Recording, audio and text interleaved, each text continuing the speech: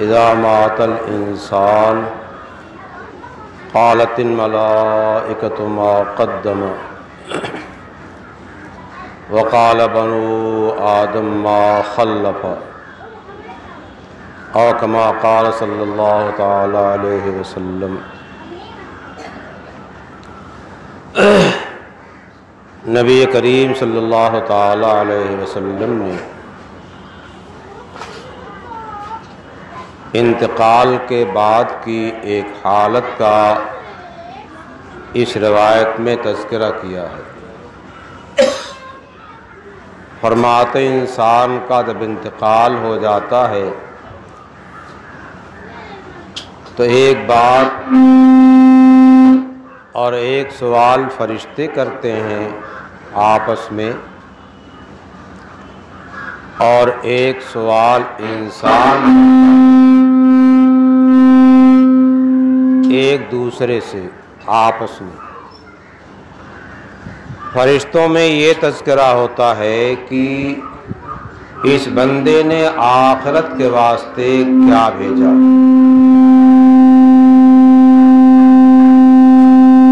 उखरवी ज़िंदगी के वास्ते इसने क्या क्या आमाल किए। और इंसान कहता है कि बच्चों के वास्ते, इनके वास्ते, उनके वास्ते क्या छोड़ कर गया।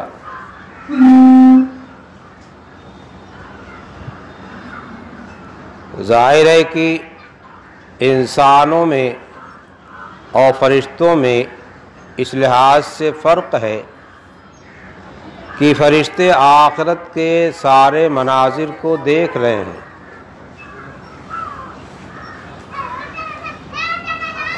और उनका मतमह नज़र जो होता है वो आखिरत की तरक्की हुआ करता है। इस वास्ते कि फरिश्तों में मासियत और गुनाह वग़ैरह का तसव्वुर ही नहीं है, वो उसको सोच ही नहीं सकते हैं। इस वास्ते फरिश्ते तो ये आपस में तज़किरा करते हैं कि इस बंदे खुदा का इंतकाल हुआ तो आखिरत के वास्ते इसने क्या मुहैया और तैयार करके पहले भेज दिया।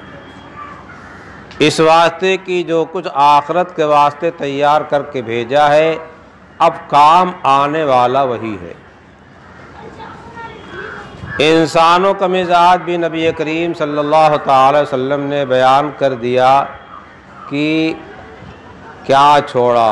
अगर कह दिया साहब घर छोड़ा, दुकान छोड़ा, खेती छोड़ा, बैंक बैलेंस छोड़ा, गाड़ी छोड़ा, तो फिर जो है लोग खुश होते हैं, माशाअल्लाह लड़कों के वास्ते बहुत कुछ करके चला गया, बच्चों के वास्ते बहुत कुछ करके चला गया।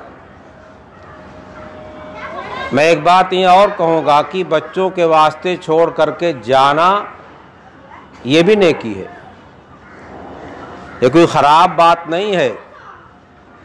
हदीस पाक में आता है कि अपने वरसा को गनी छोड़ करके जाओ, किसी के मोहताज ना हो, किसी के दस्ते नगर ना हो। ये इससे बेहतर है कि उन्हें फ़ुक़रा छोड़ करके जाओ, मोहताज छोड़ करके जाओ। तुम्हारे बाद वो पैसे के मोहताज हो जाएं, खाने पीने के मोहताज हो जाएं, रहाइश के मकान के मोहताज हो जाएं। ये शरीयत मुहतरम पसंदीदा नहीं है। जो उनके वास्ते छोड़ कर गया है वो भी नेकी है, भलाई है, अच्छाई है। लेकिन मसला यह है कि हमारा जहन जो है दुनिया ही की तरफ जाता है और दुनिया की चीज़ों के जमा करने ही की तरफ जो है माइल होता है। ये ख़राब है और उसके साथ आखिरत की फ़िक्र नहीं करता, आखिरत की तैयारियां नहीं करता। अपने दिन रात के मामूलात में आदमी देख ले, दुनिया के वास्ते कितना करता है, आखिरत के वास्ते कितना करता है। और उसके साथ ये भी सोच ले कि दुनिया की ज़िंदगी कितनी है और आखिरत की ज़िंदगी कितनी है, उस दुनिया की मिक़दार ज़िंदगी के लिहाज से और आखिरत की मिक़दार ज़िंदगी के लिहाज से हमारा अमल दुनिया और आखिरत का वो कौन सा जो है ऐसा है जो ज़्यादा अच्छा हो। ज़्यादा दिन के वास्ते आदमी जाता है तो ज़्यादा तैयारियां करके जाता है। एक आदमी निकला दोपहर को घर से, खाना खा करके गया और 10-11 बजे रात को आ गया, कोई फिक्र नहीं, चला गया चला आया, खाने पीने का कोई इंतज़ाम नहीं लेके गया।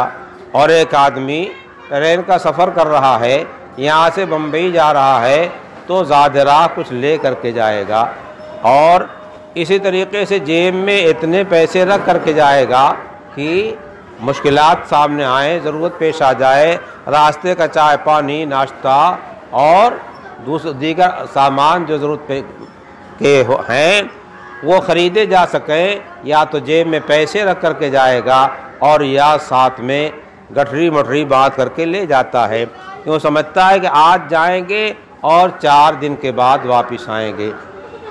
तो अगर साथ में है अपने घर का साथ का खाने पीने का सामान जो है वो अच्छा होता है और ट्रेनों में महंगा भी मिलता है और न मालूम कैसा कैसा मिलता है, पता नहीं कैसा कैसा होता है।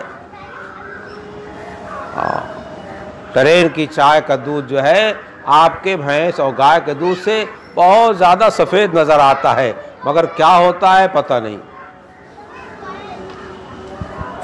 इस रिवायत के अंदर नबी करीम सल्लल्लाहु ताला वसल्लम ने ये जो ज़हनियत बयान करके ये बता दिया कि जो सोच और फ़िक्र जो है फ़रिश्तों की है वो अच्छी है।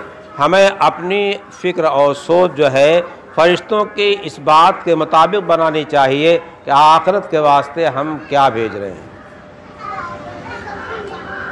और इंसान जिस सोच में है वैसी दुनिया के चक्कर पड़ा हुआ है, दुनिया ही जमा करने समेटने चक्कर पड़ा हुआ है, इसकी सोच अच्छी नहीं है। इस सोच को नबी करीम सल्लल्लाहु अलैहि वसल्लम फरिश्तों की सोच को जिक्र करके इंसानों की सोच से मुकाबला करके उसको फौकियत बयां करना चाहते हैं कि फरिश्तों की सोच अच्छी है। इसी लिहाज से हमारी और आपकी सबकी सोच होनी चाहिए। अब नेकी है क्या? नेकी तो आपको कदम कदम पे आपके सामने है।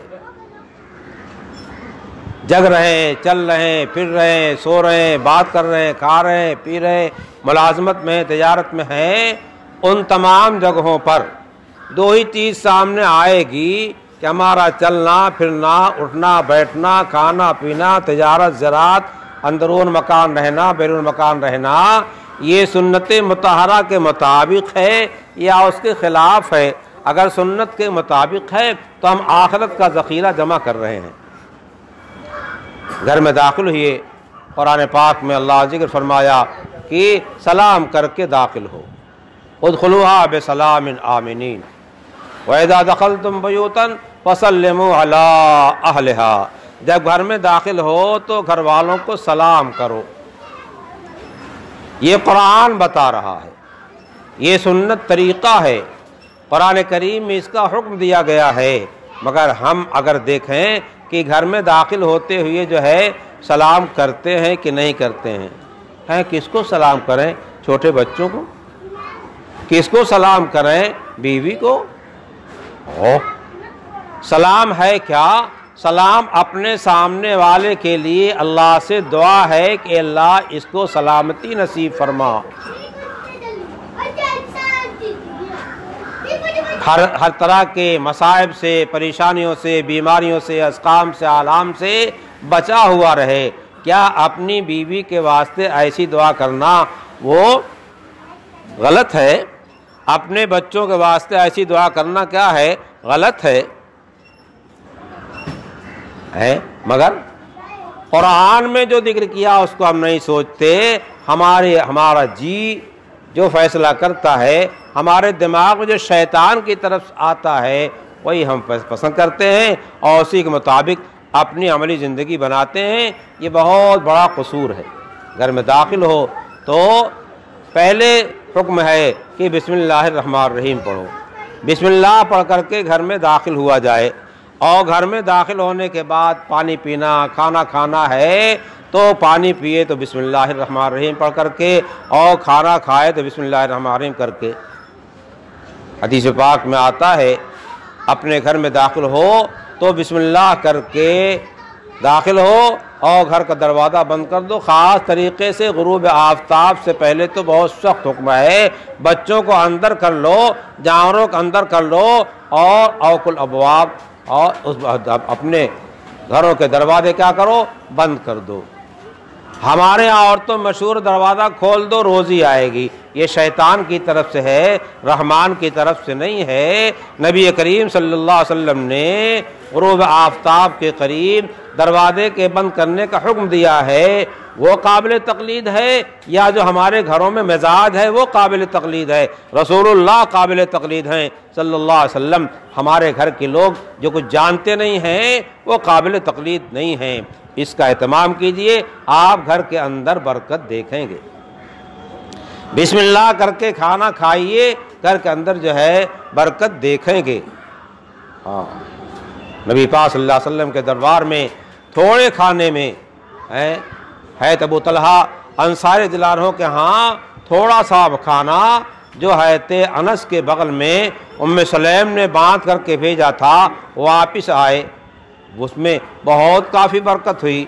थोड़ा खाना पकाया गया और उसमें बहुत काफ़ी बरकत हुई। 10 ने खाया, फिर 10 ने खाया, फिर 7 ने खाया। वजह कितने थे? कहा 70-80 आदमी थे, और थोड़ा सा आटा पकाया गया, गूंदा गया और काफ़ी हो गया।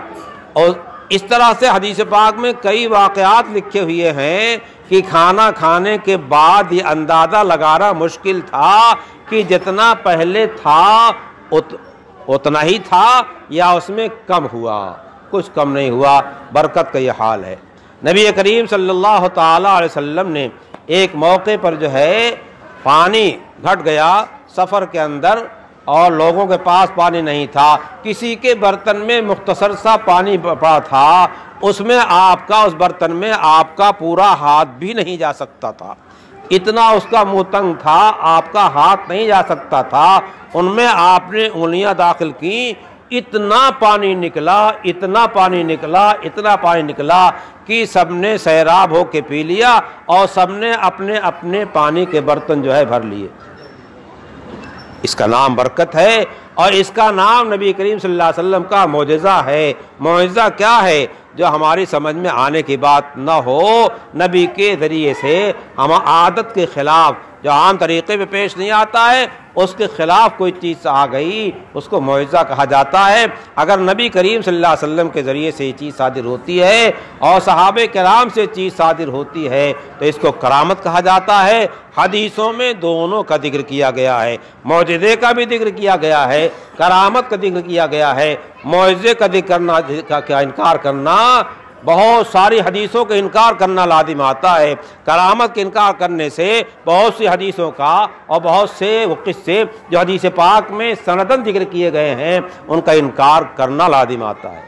बहरहाल बिस्मिल्लाहिर्रहमानिर्रहीम करके खाना खाना, बिस्मिल्लाह करके जो है अपने बिस्तर पर लेटना, बिस्मिल्लाह करके जो है बाहर बिस्मिल्लाह पढ़े आदमी इस्तिंजा खाने में जाना, बिस्मिल्लाहिर्रहमानिर्रहीम पढ़ करके मस्जिद में आना, बड़ी सारी खैर और बरकत होती है। हदीस पाक में आता है जब आदमी बिस्मिल्लाह करके दरवाज़ा बंद करता है और बिस्मिल्लाह करके सब खाना खाते हैं तो शैतान कहता ला मबीत वला तआमा, निकल चलो, न खाने को मिलेगा न यहाँ क़याम की जगह है मिलेगी। शैतान मजबूर हो जाता है और शैतान का बस नहीं चलता है। जहाँ जिक्र है वहाँ शैतान नहीं है, जहाँ गफलत है वहाँ शैतान है। इसी वास्ते हदीस पाक कहा गया है मसलुल्लज़ी यज़कुरु रब्बहु वल्लज़ी ला यज़कुरु मसलुल हय्यिल मय्यित, जो जिक्र अल्लाह का करता है उसके दिल में हरदम खुदा पाक का ध्यान है और ज़ुबान अल्लाह की याद में लगी हुई है, उसके दिल में खुदा पाक की याद है और जो काम कर रहा सुन्नत के मुताबिक कर रहा है, यही जिक्र है, यही फ़िक्र है, यही तवज्जो है। तो अगर ऐसा आदमी है तो वो जिंदा की मिसाल है। और जो गफलत में रहता है, खुदा जिक्र नहीं करता, सुन्नतों इत्तबा नहीं करता है, गफलत ज़िंदगी गुजारता है, वो और मुर्दा बराबर है। मसलुल्लज़ी यज़कुरु रब्बहु वल्लज़ी ला यज़कुरु मसलुल हय्युल मय्यित। इस वास्ते हम जिक्र का अहतमाम करें। जो मसनून दुआएँ हैं उनको अगर किसी ने पढ़ना शुरू कर दिया और इख्तियार कर लिया, विलायत का लिखा एक दर्जा उसको हासिल हो जाएगा। इसी से खासा दर्जा उससे ज़रिए से हासिल हो जाता है। इस सुन्नतों की इत्तबा जितना करेगा उतना ही बड़ा अल्लाह का वली है। असल विलायत जो है वो इत्तिबाए सुन्नत है। हाहू का नाम इत्तिबाए सुन्नत नहीं है। किसी के सर पे हाथ फेर दिया, ये कोई चीज़ जहाँ होगी होगी, ये हो ना हो इंसान के ऊपर कोई फ़र्क पड़ने वाला नहीं है। किसी वली से कभी कोई करामत सादिर ना हो, उसकी वलायत पर कोई फ़र्क पड़ने वाला नहीं है। लेकिन कोई वली अगर सुन्नत के ख़िलाफ़ अमल करता है तो उसकी वलायत पर नक़्स आ रहा है। इसलिए इत्तिबाए सुन्नत जो है हमारा मशगला होना चाहिए। आप मस्जिद में आते हैं, जुमे के दिन जो है दिक्र के फ़ज़ाइल बहुत ज़्यादा हैं, अपने घर से निकलें बजाय इसके इनसे उनसे बात करें। मस्जिद में आते ही दरूद शरीफ पढ़ते हुए चले आएँ तो इंशाअल्लाह हर जुमे को अच्छा खासा जो है वहाँ पहुँचता रहेगा। नबी पाक सल्लल्लाहु अलैहि दरबार में हुज़ूर पाक सल्लल्लाहु अलैहि वसल्लम की रूह हमसे खुश होती रहेगी। इसका एहतमाम फरमाएँ। अल्लाह ताला तौफ़ीक़ से नवाज़ें।